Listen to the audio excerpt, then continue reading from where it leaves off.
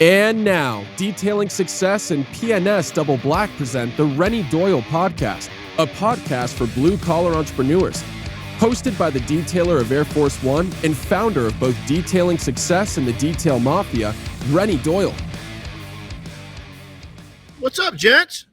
There we are. Hello. Good morning. Good morning, man. How are you? Oh, man, doing good. Coming at you from the new headquarters here. Oh, yeah, we were just talking about that. They got a new headquarters, a fancy conference room, office thing going on, everything. Wow. So, what's the story on the new headquarters? You got to tell us. It's a 2-car garage addition that we put onto the house with the office space up above. Like this right here, that's acoustic panels I have there, but that's an observation window actually out into the other bay. So I've got the R8 parked down there. You know, I got a big You're Able logo in the epoxy. So can't wait. That window's coming in tomorrow. That's awesome. It's so, because I mean, you've been to our place, and there's something really, really amazing about living close to where you work, you know? And again, we're going to talk about that, you know, today even. I didn't even think about that and putting it in the notes, but you know, sometimes we make it awfully hard on ourselves, you know, our passions. Well, for me, I had to get out of the house because it was just, you know, a cluttered office is like a cluttered mind for me, and we had gotten too big, too much going on to be in like our little den. You know, I needed a larger space that was a bit more built for the purpose. We have, you know, we can hold conferences now. We get the whole team over here.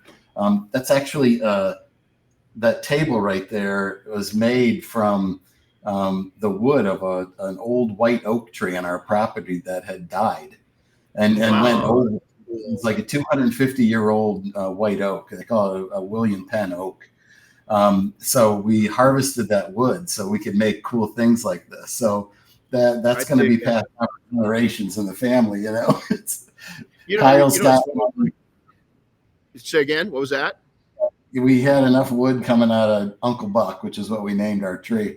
Kyle's got a table similar to this with live edges and a couple of benches. And there's another big stack of wood back in the barn that we had kiln dried. It's all set to go whenever, you know, Chris gets a house. So we really wanted to make something that you know, was kind of paying homage to Uncle Buck, because he was here long before any of us. And that tree was so magnificent. Was the reason I actually bought this property and had the house put here.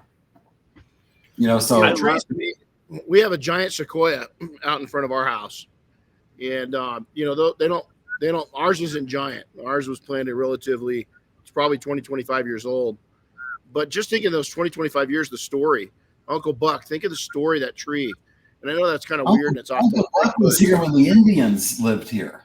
That's the crazy thing. That tree is freaking old. Yeah. So it was probably towards the end of its life saying, "Take me back." You know, I like the Indians better. You know, I mean, we've done a good job.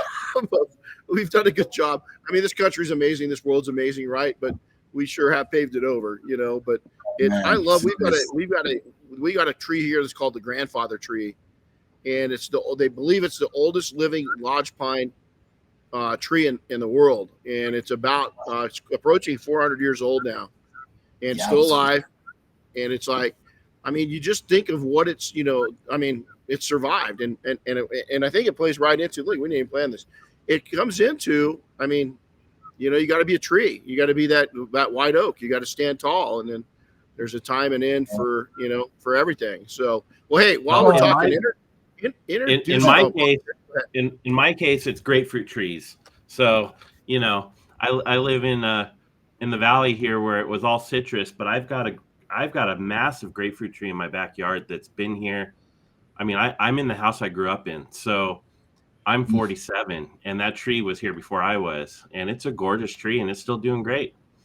You know. Yeah. Well, we just wanted to make sure we paid proper respects to Uncle Buck. He was here before any of us, before the country was a country. And I thought, there's no way I'm letting that poor thing just go over and rot. You know, we are going to harvest this wood, and we are going to make stuff that we pass down for generations. Yeah, we we've got a certain oak here, and every once in a while when you get firewood, they'll I can't remember what it's called right now, but it's like the hardest oak. Like it's even hard to burn, right? But once you start it, like you put a piece in your fireplace. Right. But those trees are super old, and so whenever I see a piece, I set it aside because I'm like, you know what, I'm going to mill something out of that. That doesn't deserve to be ash, right? So I love that. I mean, I don't know. I think there's a lot of value in sentimental things like that. I think it says a lot of who you are when you look at that. Instead of, like you said, just letting it die, is repurpose it, bring it back into life, give it life. You don't know where that table is going to go, well after you're gone.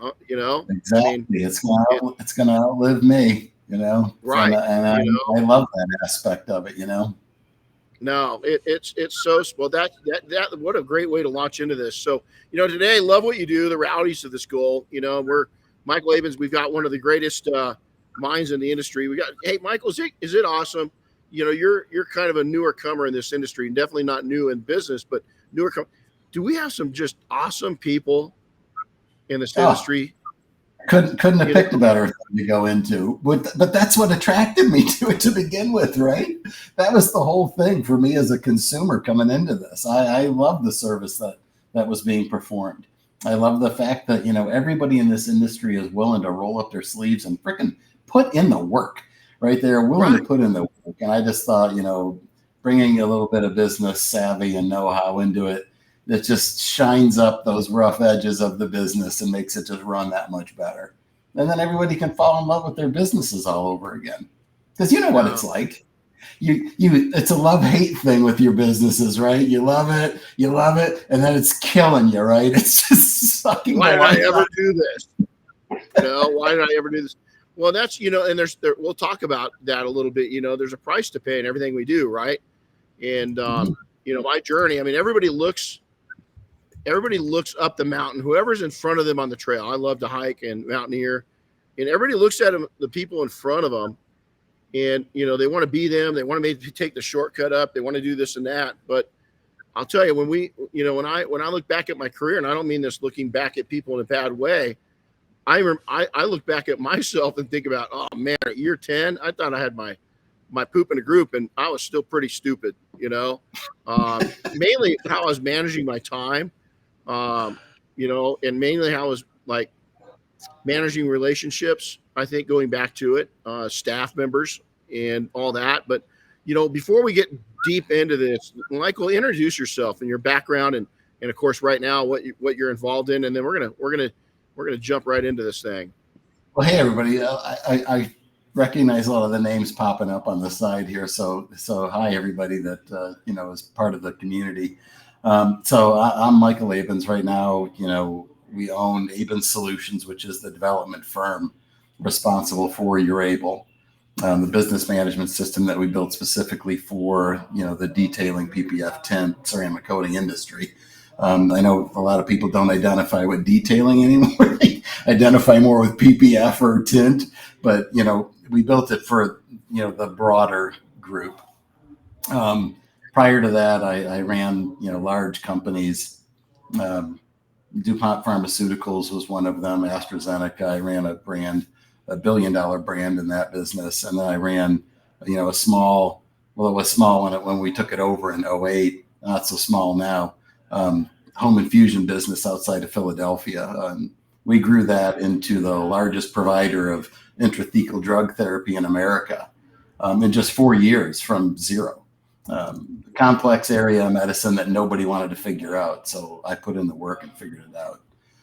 Wow. And now we own that market. So it sold that company in 2012, and then it sold again in 2020. So now I'm completely out of it. So now it's all about You're Able. And honestly, I mean, we like to say we're the developers of You're Able, and that's true, but the number of fingerprints on You're Able right now is really humbling. It's being built and evolved by the community. We're the ones that are putting the X's and O's in place, but it is really, it's more owned by the community at this point than it is us. And we just love being kind of the stewards of it and the overseers of it at this point. Yeah, that's how I feel about the Mafia. I mean, it's grown up so much. It's more than me.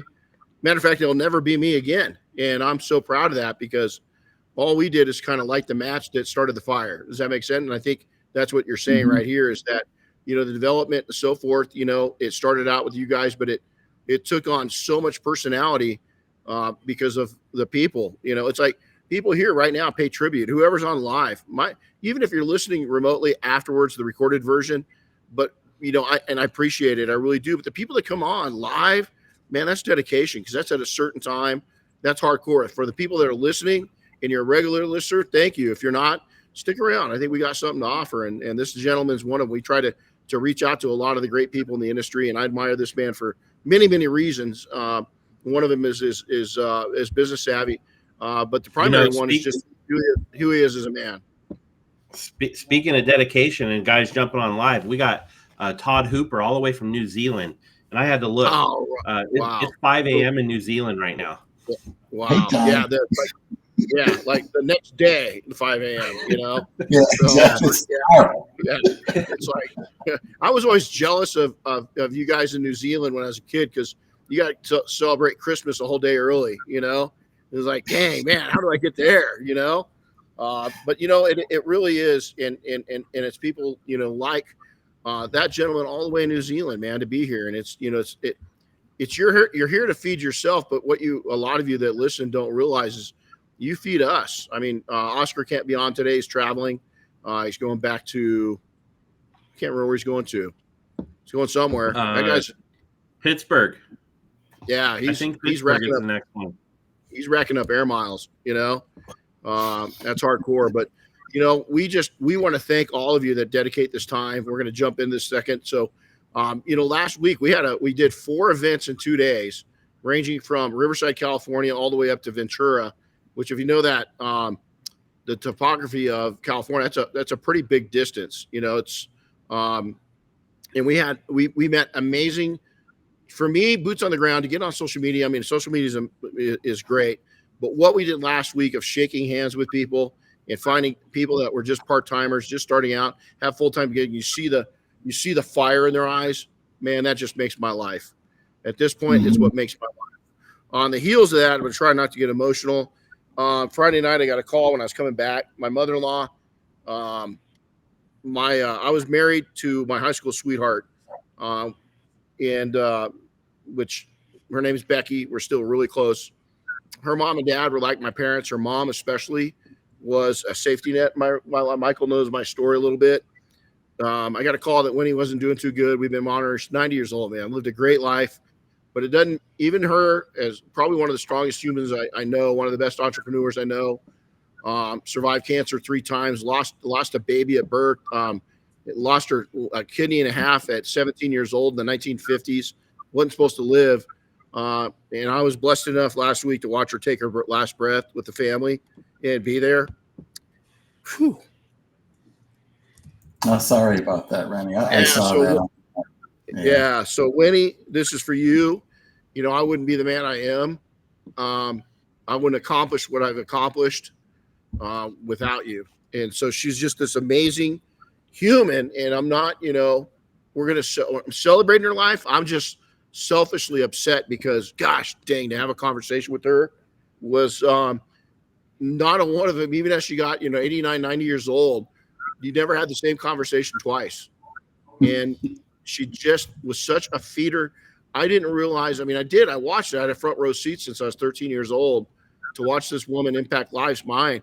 But there are so many more. I don't know if you could you'd have to have a pretty big room like this to fill up, to allow everybody that she impacted and she touched, from taking people in when they're down and letting them live with them, sponsoring people from other countries to come into this country, helping kids like me. I definitely grew on the other side of the tracks.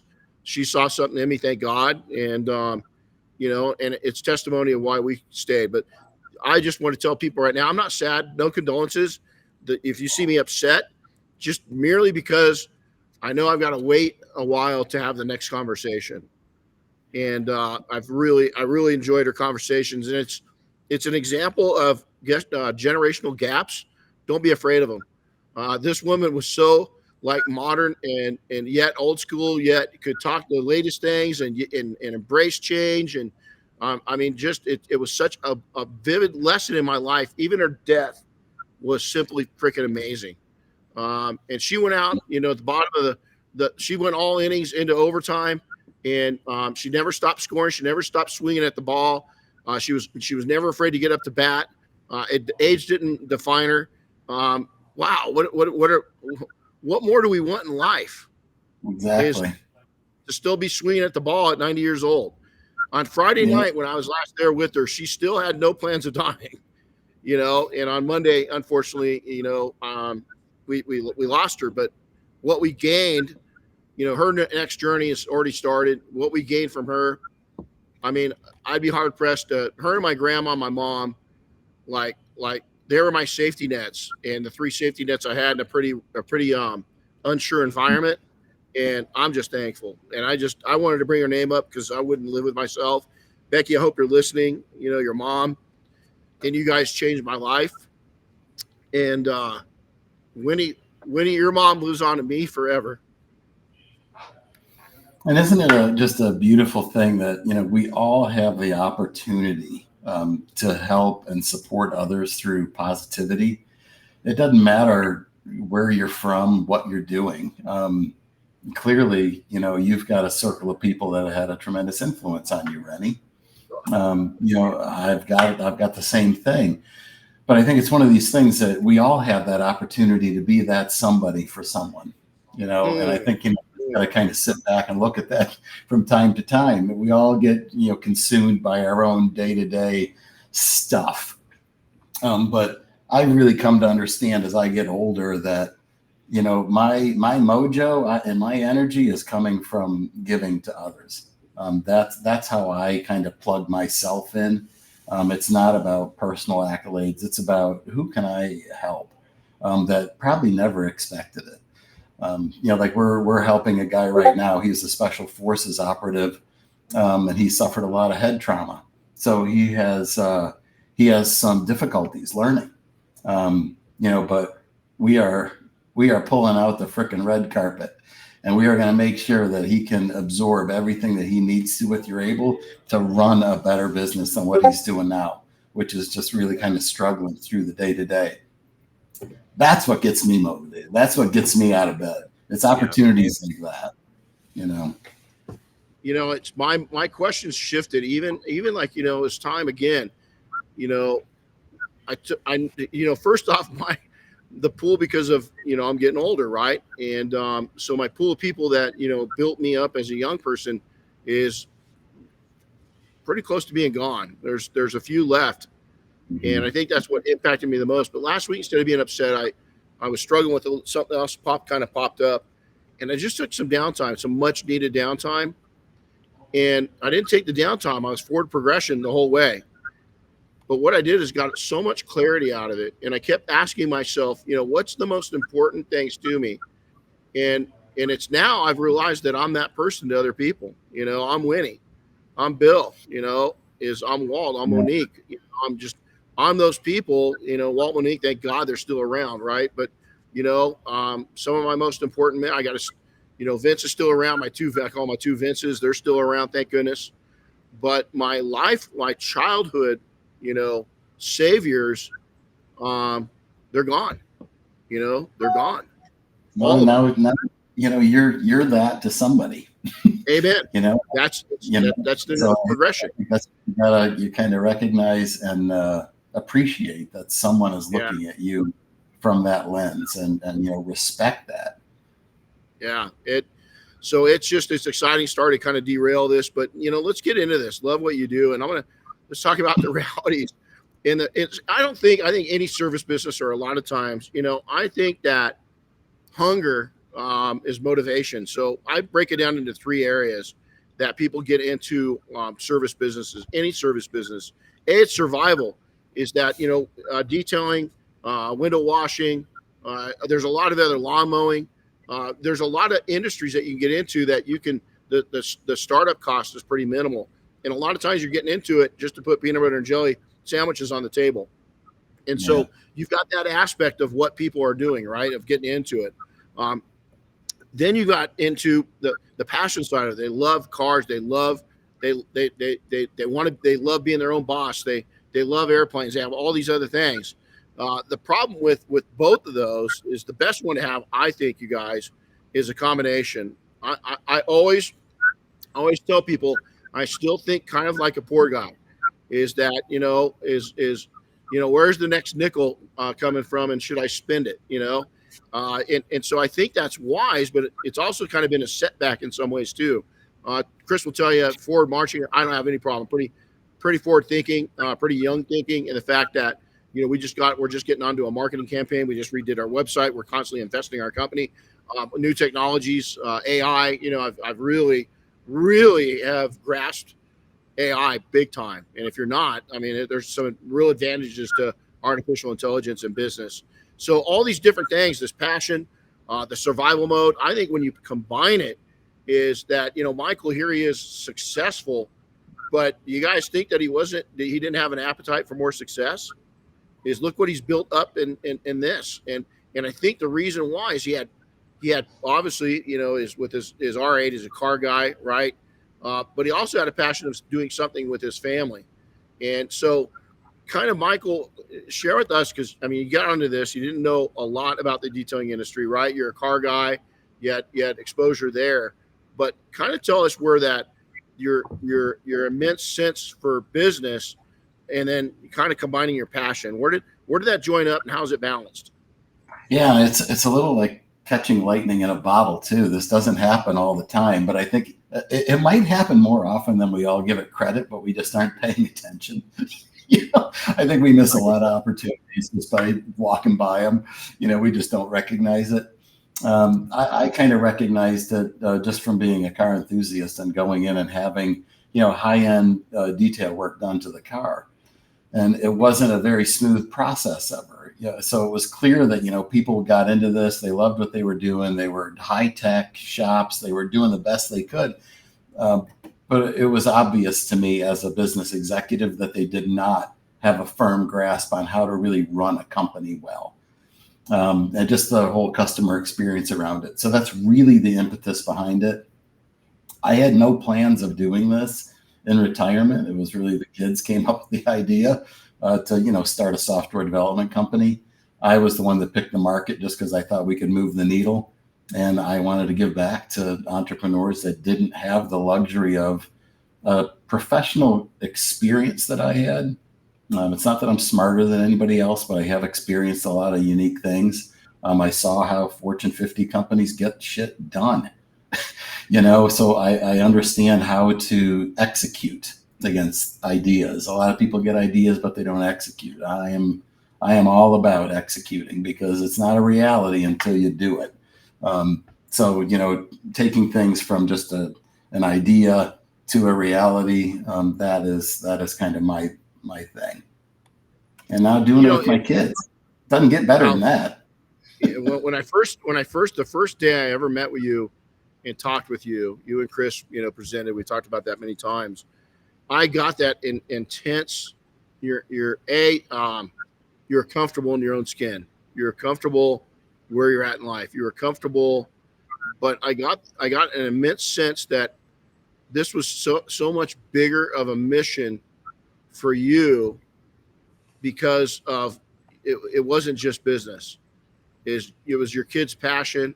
It was your passion for maybe helping other people. I was picking up on, we'd only spent, maybe a couple hours together, and I was picking up all these different radio signals, and pings, and it hit it right. And you look at what you did, and I've told you, I warned a buddy of mine that's in the industry that does a lot of software also, that I told him, man, these guys, if they come out with this is going to be a heavy hit because of their passions. But yet, I think that you guys coming in and what the other software companies have done, you didn't take anything away from other people. Is just like detailers. We created more. You guys coming into the market created more demand for software in our industry, not less. It's all up. We're trying to raise it all up, right? We're trying to improve the industry. We can't do it single-handedly. And so, you always need competition and help. And exactly that is, if you're a blue car entrepreneur, you're listening to this, is guess what? In your market, if you've got you and a buddy that's doing it really well, you're not going to shorten the demand. The demand's going to get so strong, you're probably going to have to bring somebody else into your circle that you really trust as competition. And that sounds weird, but that's just how we worked it. We know, again, I'll relate everything back to, people that have been on, I'll go back into mountaineering, search and rescue. When I'm on a trail or we're doing a search, and, I can see things that the younger team members are doing because I've been there, done that. It's not because I'm all knowing. It's just because, and it's not because of what I know, it's because of the screw ups I've done, And so you've got this, what I call passion on fire with these young soldiers and or law enforcement that, they're gung ho. And you just got to get that gung ho attitude into the right direction. And when you do that, not everybody can do that. Not everybody can slow their passion down and not slow it down. Not everybody can temper. It's like riding a horse. Diane's horse is a rodeo horse, which means I don't ride him because he's just too much horse for me, right? But Diane gets on him and he's totally fine. You got to know your abilities and where you're at. Now, he just went through some advanced training, is just about ready to wrap it up. I'm going through some training starting here literally next week. And now I'm going to be ready to ride him, is because I've been down the trail. I've gotten more experience. Doesn't mean I didn't know what I was doing or he was a bad horse. Neither are true. It means that our experience level has come together and we're both ready to go to the next level. That's what passion, man. You bring it in together. That's why I think with what you guys did is to create, you're able, is that you just lit a fire for that was there. Other people were ahead of you, right? But part of it was timing, but a lot of it was your guys' passion and drive and why. Your why. How much of your why caused you to grow? Yeah, and it wasn't money.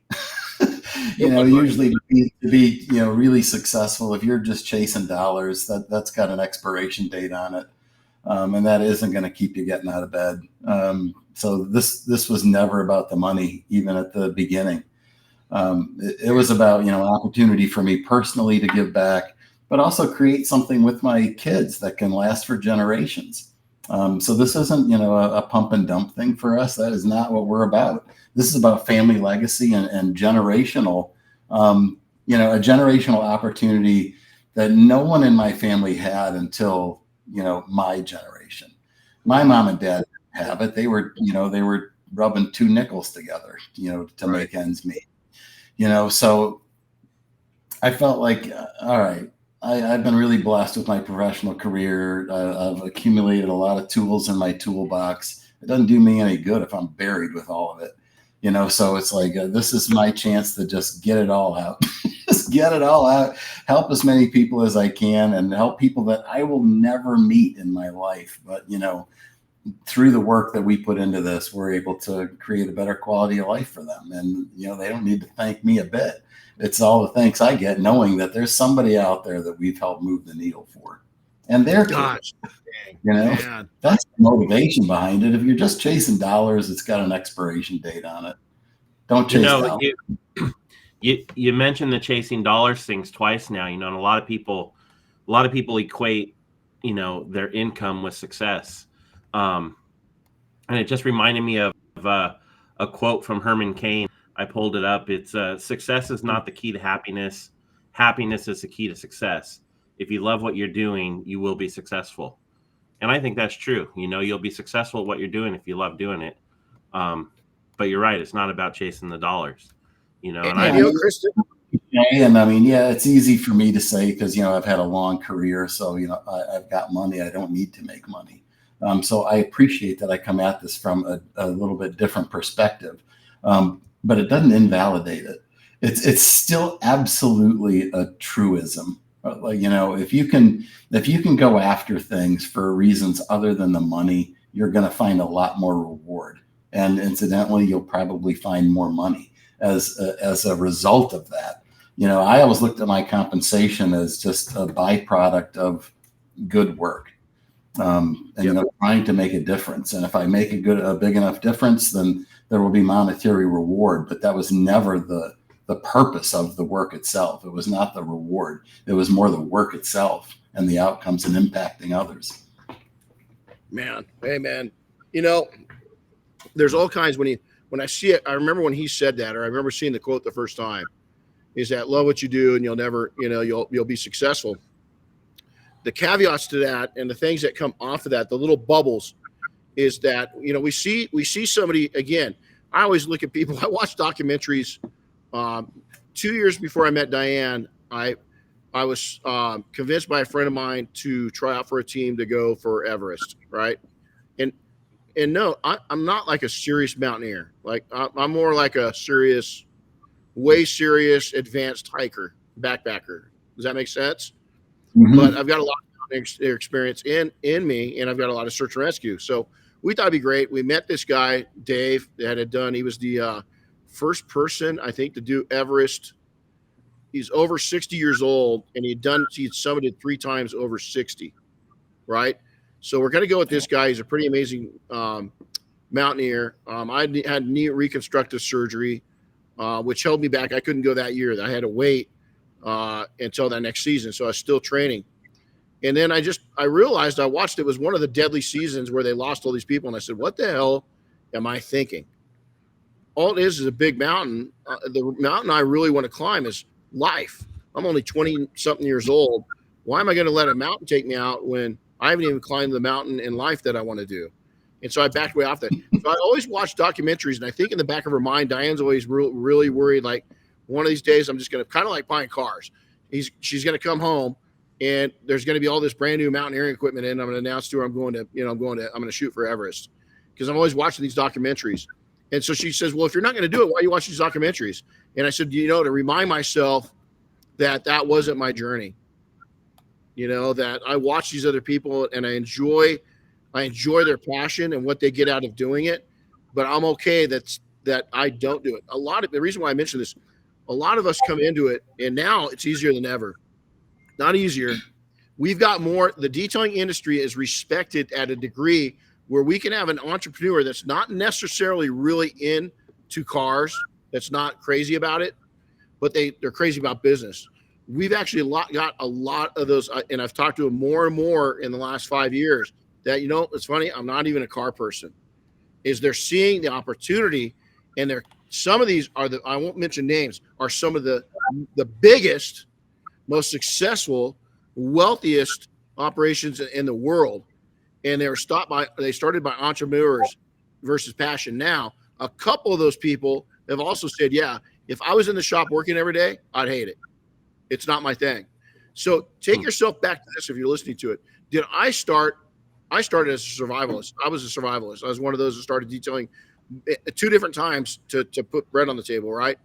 But I wasn't crazy about cleaning stuff. I was crazy about cars and airplanes.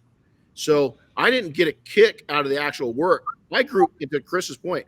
I grew into that to really like it, to see the instant rewards of it, is that I did really, really enjoy it. And to this day, my favorite thing about it is the vehicle and being around them. The detailing comes as second. But what I've done is grown into such a, over the last 30 plus years, an immense respect of what it takes to do that, especially tying it into profits per hour. Because I know, we train so many people and we talk to so many people, is that, our scope of what we see, it's like you guys, is your scope of what you see in that scope when you're looking at people using your software is pretty broad. You see it all. So ours, if you narrow it down to, okay, we're going to really look at, I can almost look at a person and talk to them for 2 or 3 minutes and tell them, hey, give me a 360 view of your business. And A, I can read bullshit from 100 miles away. B, I can tell you whether they're doing it for passion and they're broke, or C, if they're burned out. I can see that in 100 miles away. We've got more and more people that aren't burned out. We got more and more that are entrepreneur minds that are combining the passion with the drive for success as an entrepreneur. And that's huge. That's massively huge. Yeah. And so are you guys, I think, I know it because a lot of the people I'm talking about, listen, if they're really successful operations, all of them have got one key thing in common. Every single one of them are utilizing software, every technology across the board, every single one of them. We rely on it. desperately. Like I said, even artificial intelligence now, I probably use artificial intelligence 3 or 4 times a week in different formats. But Michael, even in your years, and how many years are you into it now? You're able? Yeah. We're 5 years old. 5 years. So have you seen during your time, have you seen a shift? Has there been a shift towards going towards, is the needle going? As you said, I think that if you put it on a football field, that needle is, if you put it 2 categories, detailer and entrepreneur, is I think that needle would be pointing much heavier at detailer than it would be towards entrepreneur. Would you agree? And are you seeing a shift? Yeah, it still is. Because, I mean, look at it this way. It's hard to tell how many, detail businesses there are, like just call it the United States.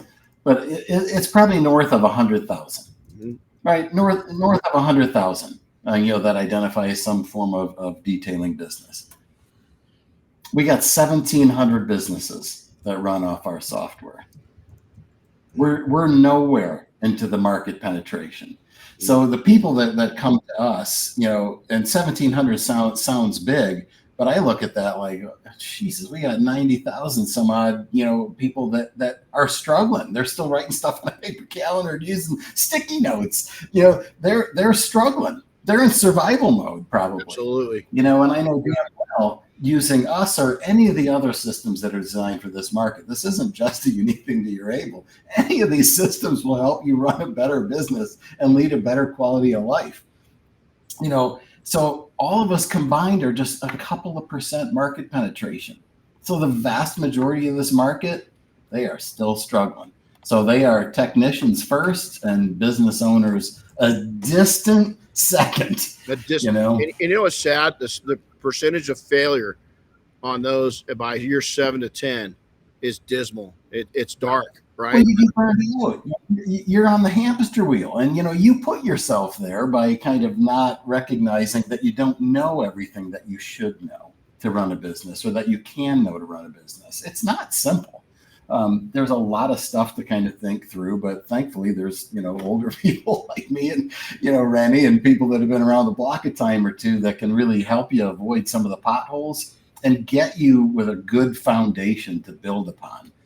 It's really tough if you're just, trying to make ends meet by just doing more jobs, or you find yourself in a competitive local market and everybody's in a race to the bottom. That's not an answer to a long, successful business. You need to do things differently and separate yourself, carve out some position in your market that you can own and go after it. And it doesn't happen overnight.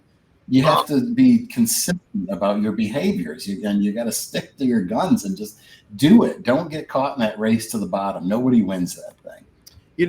When I started every single one of my businesses up, I was talking to a good friend of mine that had a front seat view to all of my entrepreneurship. I'll knock on wood. I never had a business fail, right? I just never failed. But I can tell you this, I was on that hamster wheel a couple times, even within our current businesses, on the hamster wheel a couple times. And it's a sucked place to be. It is not fun. And so it's just, and we all got to be on it from time to time, but you got to recognize, one, that you are on it, and number right. 2, that you got to get off. Yeah, you got to jump off. But it's funny because Rich was telling me the other day. Rich, I love you if you're listening. This was the other day. Jesus, this is a long time ago. But there was times where my business was not my full-time thing. I know people say, "Oh, I'm going to get a part-time job or something." No, man, I made my business my part-time job because I knew I had to get down the road, and myself, even though I don't know, I was a different kid. People get a mixed. They totally don't, unless you really know me, you don't know me, and so they think, "Oh, man, he's this egotistical man." Am I very confident in my abilities? Oh, hell yeah. When it comes to keeping a beautiful wife for 30 years, I'm very confident, and I'm very egotistical about it because I'm proud that Diane and I have made it this far, and that she's put up with my ass during some of the toughest years of building out, our little empire that we are now, right? And then the second thing is I know how to turn I know how to turn a profit and blue collar businesses. Those are the two things the rest of everything in life, I don't know. You know, there's times people kind of be, man, how'd you manage having kids and building this business? Not the guy to go to. I can tell you what I did wrong. But you know, was I successful? Absolutely. Look at our kids. You know, they're great kids. That didn't come from a bad situation. It came from they watched me. And if you ask my kids, hey, you gonna get into entrepreneurship? Nope. Why? Because they watched dad and mom, right? And so they've each figured out their own path in life. But you know, the benefits. Let's talk about passion, because I think that, you know, God, there's two hands. We have two. Well, most of us have two arms, right? Two sets of hands, and the reason why is that dexterity, right? It's the same thing. You have to have passion, but you've got to have wisdom too, and that's a tough combination. But let's talk about the benefits of passion: increased motivation and enthusiasm. Okay, so that's natural. But what's the flip side of that, to Michael, is that we see this, and I think you're going to go the same direction. But you know, we've got this increased motivation and enthusiasm. But like a rabid dog right now, what's going on in the industry is that when you have that much motivation and enthusiasm based off of passion, there's a byproduct of that too. What do you think that byproduct is, Michael? Yeah, I mean, if you're all gas and no rudder, oh, amen. You got no direction, baby. No direction. And you know, just to use you know, a racing analogy on the racetrack. The fastest people are the best breakers. I love that. Those are the people who win. They know how to frigging brake. Everybody knows how to hit the gas. You got to know how to brake and when to brake. So I've gotten to a few driving schools, right? I mean, probably the best one I went to was in Mid-Ohio with Malco in the industry. And thanks, Malco. Seth, you're a rock. But you know, I'm taking it you've gone through driving instruction, Michael, because you're probably semi-pro, right? When you start really learning the braking, most people that were on the course with me, that's what got to them, is that they'd be on the radio and you'd be going in and you see a 90-degree turn coming up and you're saying, okay, shouldn't they be yelling brake at me by now? And I didn't. They said pedal in the metal, go as fast as I could, and I was. And when they said brake, man, and then they say off, and I just try to get it as quick as I can. Is that right? And that's what takes people out of the race, is because they. So passion is important, you know, because it fuels you, you know, but that doesn't win the race, right? No. It's all the little things around it that win the race. It's you know, understanding how to create a really smooth customer experience so people feel good about doing business with you. Oh, you know, so you can have all the passion in the world, but if you're difficult to do business with, you're not going to win people over long term. And if you're not a people person, you better be. I mean, it's tough because a lot of you know, naturally introverted people migrate towards entrepreneurialism because, you know, they don't want to, you know, work for the man kind of mentality, or they just, you know, they don't get energy from being in like an office environment with a lot of other coworkers. They just naturally feel better in a bit more of a solitude type of situation.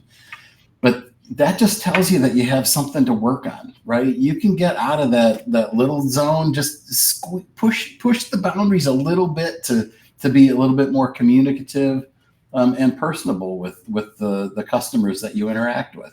And then just over time, you know, you're going to find that you keep expanding that and expanding it, and you find yourself more and more comfortable over time. But you still have that underlying passion that's the push behind it. But now the push has more forward momentum to it than just spinning the hamster wheel in the same spot. Well, you know, so I was going to say that passion, right? It has to be more than just having passion to do the thing, to do the task, right? You know, like for us as detailers, we have to be, you know, that passion can't just be to go out to the garage or the shop and work on a car. That passion has to fuel your desire to want to learn more about it, to want to learn more about the business side of it, to want to just dive in deep in all aspects of the business, not just the actual act of working on the car and making things shiny and pretty. Well, the other thing is when you have that passion going, a lot of times that passion is ignorance on fire, is you're not watching your profits per hour. You don't know what your expenses are. You have no idea, because you're spending so many hours, that you would have been better as a greeter at Walmart that day, and that's okay every once in a while to put yourself in those positions. But all too many people are putting in there to where they look at the job. Yeah, you just got $2,500 off that job, but at how long it took you and how long you had the car and how long it locked up your square footage to do it, is you just made $20 an hour. How are you going to pay your bills off $20 an hour, as a business? The answer is you're not, not even going to come close. And so what about improved job satisfaction? It just inevitably leads to less time with your loved ones. And that's where you're really paying the price. You really got to think about the price that you're paying. Yep. So I'm constantly coaching people to get off the damn hamster wheel, get out of the shop, just get more efficient around the services that you do deliver, get better at scheduling. So, you're not, and get rid of the damn OCD that you're trying to chase perfection on every paint correction. Correct it enough to make your customers happy and move on. I am car crazy and plain nuts, and some would say probably more nuts than car crazy. I do not want to make my own vehicle perfect. And the reason why is because I know 6 months later, it's not going to be perfect again. So I bring it back to where it will get me through the next 6 months. I'll be happy looking at it, especially if you close one eye and stand 5 feet away. And I say that because the car's going to age, and I'm such a driver of all my vehicles. We just drive them, we drive them. I enjoy them. Their life is that, God, stop, it's like this. If you've never smoked, I enjoy a good cigar every once in a while. And as little as I smoke them anymore, is that when I do have one, I do not want a shitty cigar. I want a really, really good, tasteful cigar, something that I like for my taste. And detailing is the same way. When I buy something that is, we just got new furniture for the shop dropped off. I bought something because I went to that level. Listen, I'm probably not at the same financial level where I bought the furniture of their average customer. I'm probably on the lower end, but I like quality and I don't want to buy things twice. Your customers are the same way. Why I went over with that provider was A, everything's custom made to your specifications. B, they make an appointment to work with you to sell you the furniture. I didn't want to walk in there and have some 19-year-old person that doesn't know shit because they just went through a 9-hour training the 2 days before, and that's all they know about the furniture. I went to this young lady that had been there for 17 years, and she sat there and spent half the time asking me questions, and then filled out. And she goes, "Okay, these are the pieces I want to show you." Did I buy? I gave her my money, and you can learn. Yeah, there you go. Absolutely. And did I pay more? And ironically, I told this story before. Is I walked out of that establishment, and 100 yards, a football field away, was one of the big box store furniture places, right? And so when I talked to her, I said, "How busy, were you?" This was at Christmas time. And so she goes, "I've been here 17 years. We have never seen a November and December like we've seen this year. Never in 17 years."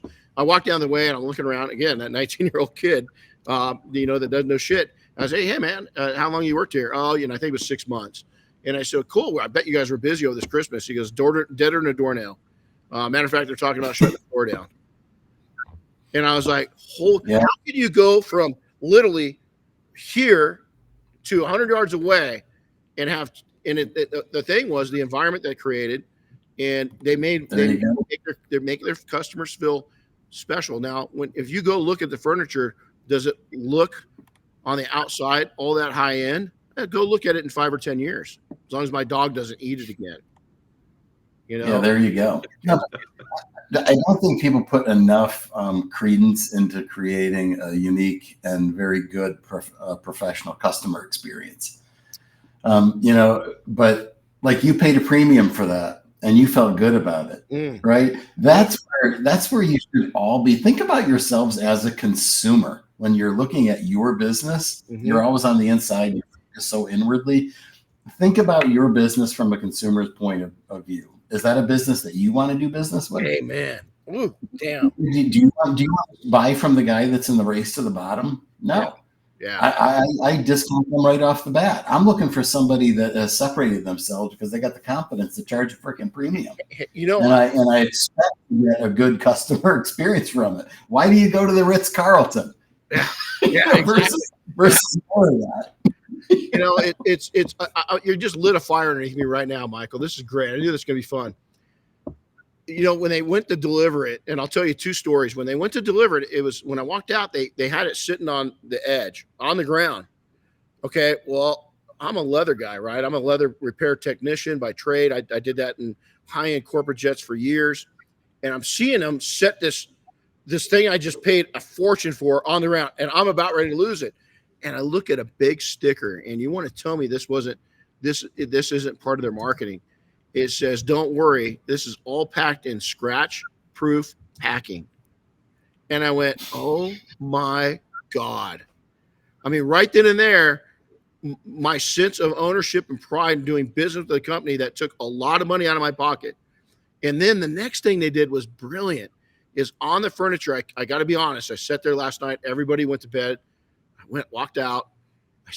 But I started looking at what came with the furniture, and there's a splotch of the exact leather that we had the stuff made with, and it said two things. It says feel the durability of this leather and smell the quality of the leather. And I sat there rubbing the couch with my left hand and sniffing and rubbing the leather with my right hand. And I'm going to tell you, it was worth the $10,000 just to sit there on my couch and smell that damn leather and feel it on my booty. And I just, their experience made me feel like $1 million. And so and then here's the other amazing thing. This comes back to software. What did I get when I woke up this morning? I get a text message from them saying, "Hey, how did we do on this is a simple question. It will take you exactly 5 seconds to answer, to do the survey."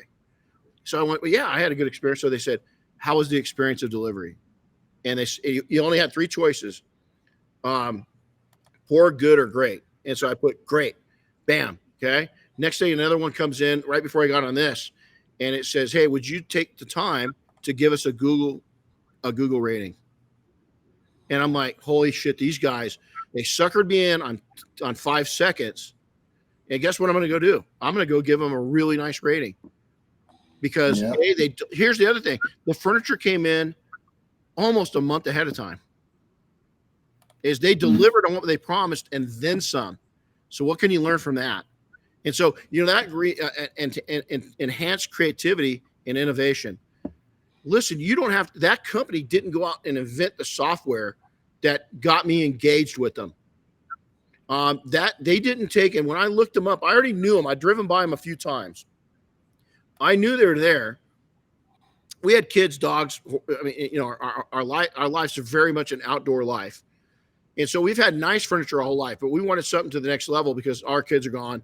And our dog that eats furniture is finally, hopefully matured. And I'll probably go in there here shortly and the couch is gone.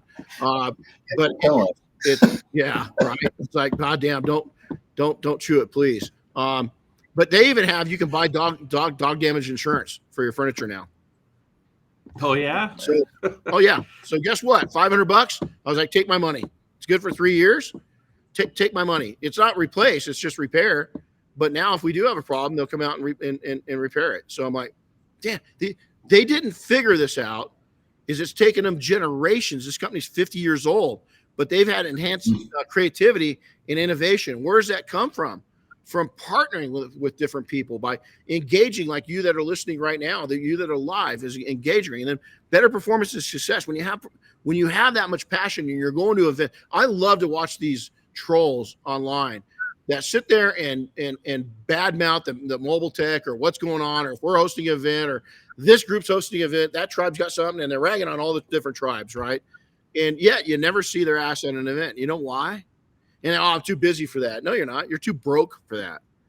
You're too busy being broke because your business can't live without you. That's a problem, and a lot of people don't see it. And listen, I know how it is. I'm not talking to you that are in like growth mode or survival mode. We all had to get out of that, right? I dig that. and you better not leave your business. It needs you right now. But at some point, and Michael already alluded to it, at some point you got to be able to take and cut that umbilical cord to your business and be able to break away. Or all you have is a high-paying job. Guess what? At some point, the burnout's going to be real for you.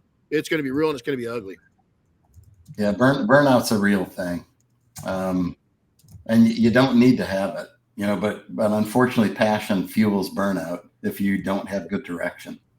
Because then you're all gas, no brake, and no rudder. You're just buzzing around endlessly. No, it's exactly it. It's funny because we got something coming up, and I wanted to take and just and talk about it a little bit.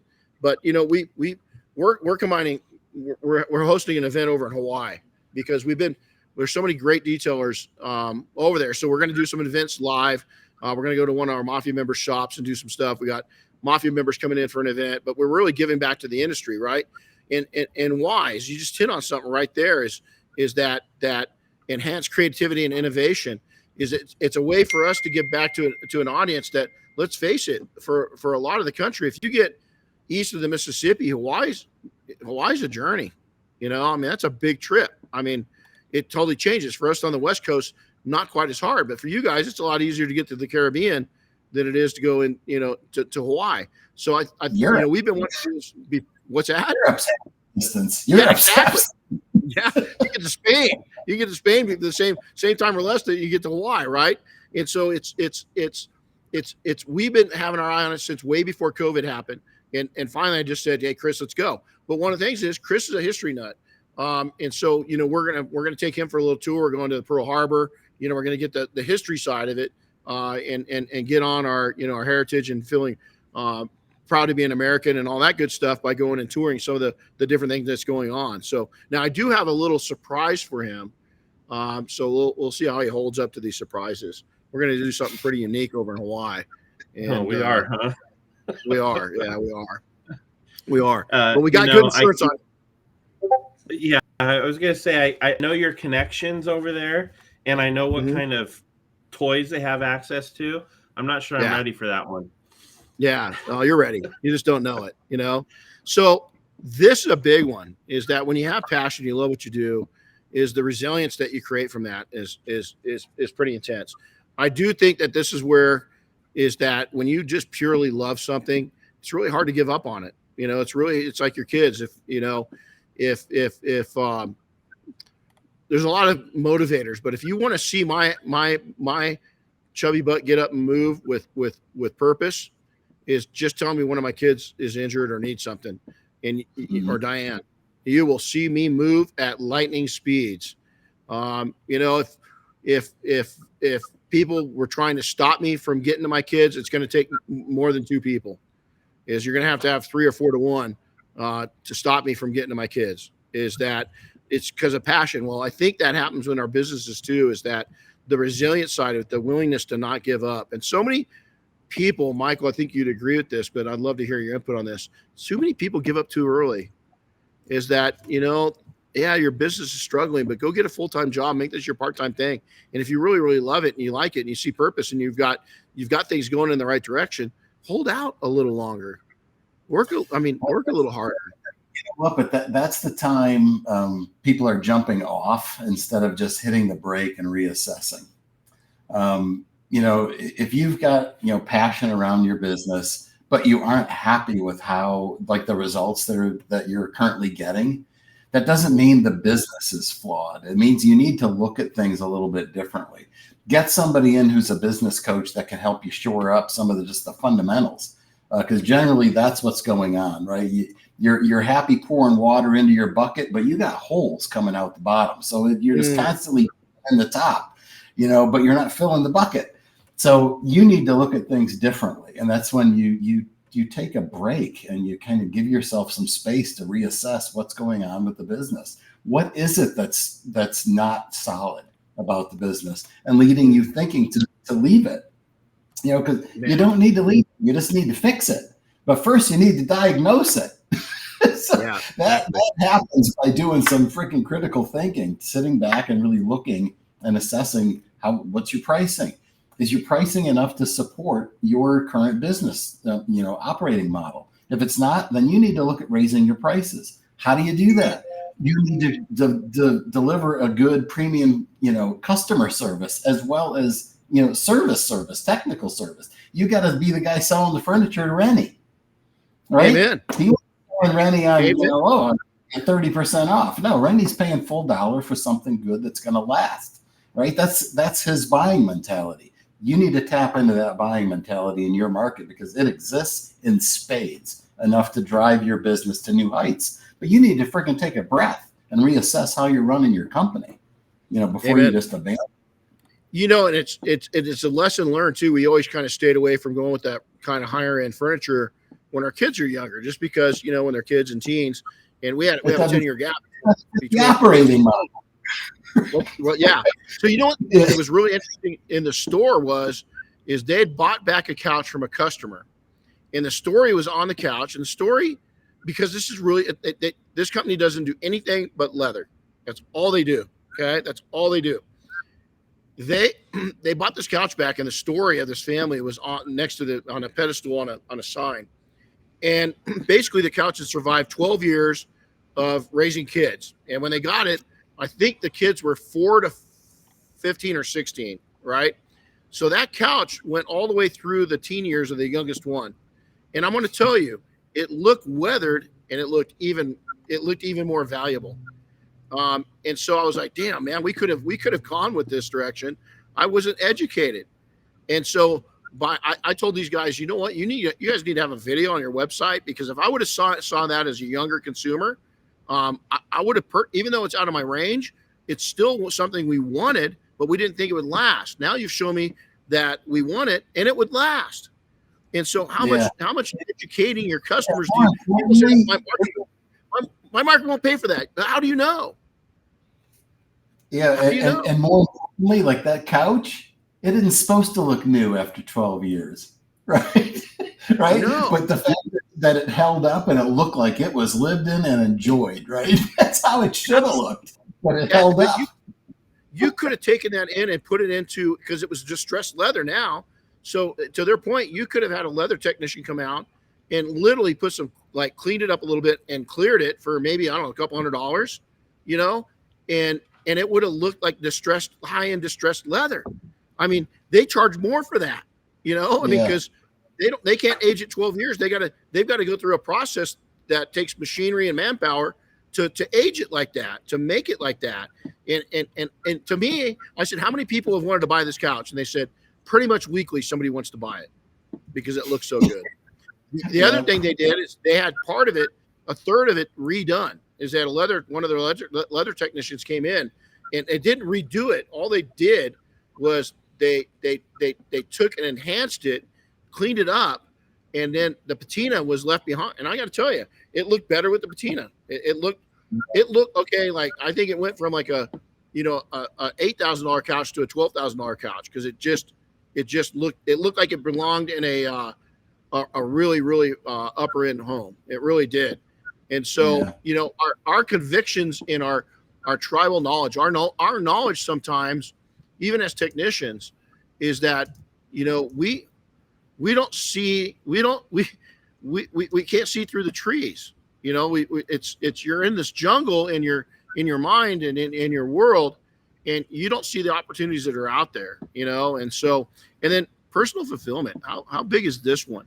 Is, I think, when you do love this now, in recent times, we've had a shift, like we talked about before.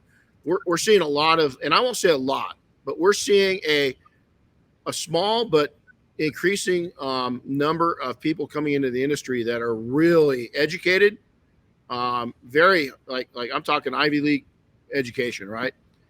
And they're very motivated with entrepreneur skills, and they're running. They looked at this thing, and they're planning it, and they're building it with an entrepreneur spirit versus a passion spirit. Now, one of those was was a professional, was an attorney.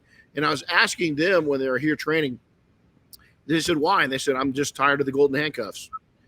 I want to get out. I want to own my time. I've done my time in corporate. And now what I want to do is something I love. Ooh, that to me, Can you imagine what now they're probably going out right now, and their desire wasn't to build a big empire. Their desire was to build a lifestyle business that would support their needs for $150,000, $200,000 a year in income, which is nothing to sneeze at. But they had done so much planning that I believe they've achieved that goal in a relatively short time because they came into it with an entrepreneur spirit. Oh, you can do it in this market. This market is an absolute gold mine, I think. So for everybody that's listening and getting into this, you can lead a really meaningful life. Very rewarding from a financial standpoint, but also just from a standpoint of, being able to be the controller of your time. You can make it what you want it to be. Like Mark Barger, I always use Mark as an example. Mark's living out in the middle of freaking cornfields in Southern Illinois, and he is freaking killing it because he's running he wants to run. He doesn't want to build a big empire. He wants to lead a good life that lets him, know his kids and have a good marriage with his wife and have enough money that they can do whatever they want. But it doesn't mean he's going to, drop $1 million on the bottom line every year, but he doesn't need to be fulfilled. So everybody's got their own kind of, definition around what fulfillment is. But whatever you do, just make sure there's another dimension to it than just the money. You really got to think about the value of your time, because once that second's gone, it's never coming back. Well, closing thoughts, I think that really does a good job. The other thing to kind of just go off that is that, a week ago Monday, watching one of the most powerful people I've ever known or ever will know, take her last breath. And when it happened, I sat there and I had to wonder, and I kept quiet for a while. I didn't say anything to anybody else, but as we sat there and just kind of absorbed what had just happened is, if I could back up that clock just to 15, 20 minutes before, and she was conscious and I could ask her a question, I would ask her this: was all the stress and hard work that she's a serious entrepreneur? They brought in tens of millions. I mean, in their lifetime, well into 8 figures, right? In their business. But I'd ask her, they build a business. They work their ass off. I want to say that they're the average old school mentality entrepreneurs, and I'd like to go back and ask her, was it worth it? And if you had to do it over again, what would you change? Now, finally, the family, we sat down, I asked them that question, and all of us came up with the answer is, I think she would have liked to spend more time with the people she loved, and probably created a little more flow and less stress in her life, because she was a firefighter. She put a lot of fires out in her own life and other people's lives. And I think she would have liked to have a little more peace in her life and a little less chaos. And so the caveat is, for the first time in my entire adult life last week, is I took 4 down days, is that I was struggling with what the crap we brought back from Mobile Tech, just had to slow down, turned into a little pneumonia. I just witnessed her pass away, which was one of the saddest, but it's crazy, one of the saddest, but yet one of the most memorable experiences of my entire life. While I was sad, I was far more proud of just that I had the honor, and that she saw that I was fit enough to receive her gold that she handed out. She didn't hand it out to everybody, but I got gold. I didn't get the silver or bronze that she had to offer.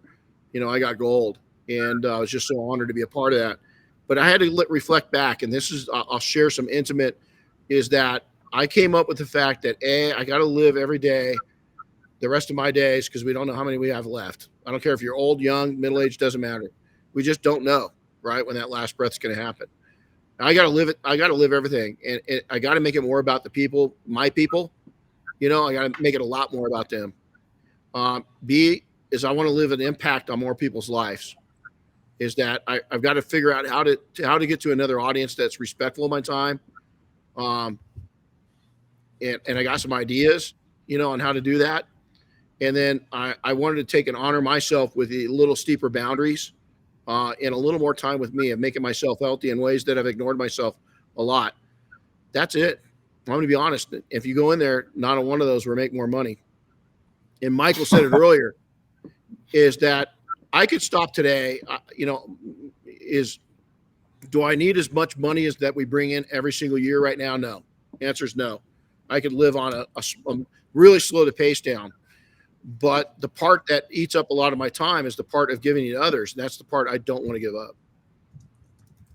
Yeah. I can't. Same. I just, right? I can't. And so, Michael, thank you. This wasn't you sharing input. This was you sharing your journey. And, not a lot of people go out there and give it critical like this.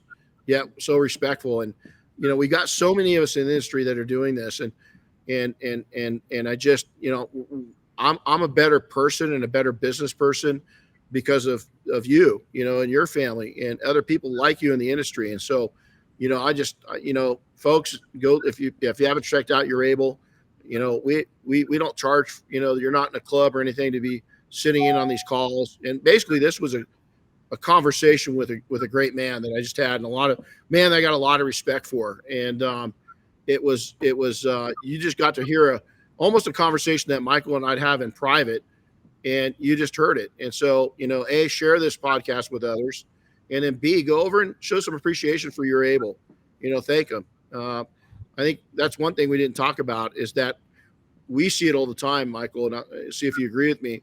I can always tell a person that's either coming up that's going to really do well, or a person that's done very well that shows great appreciation.